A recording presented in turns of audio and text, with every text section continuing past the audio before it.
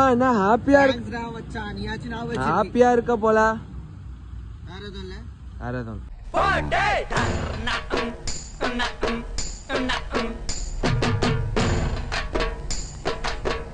டேய் மச்சான் Insta story பாத்தியா? டேய் மச்சான் நெட்டுக்கல ரீசார்ஜ் பண்றியா?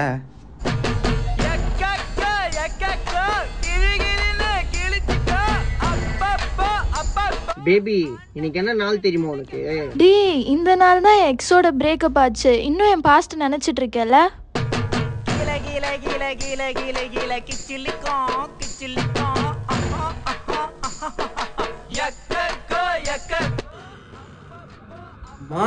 நீ ஒருத்தவதாமா ஞாபகம் வச்சுன்னு இருக்க. என்னமா பிரியாணி?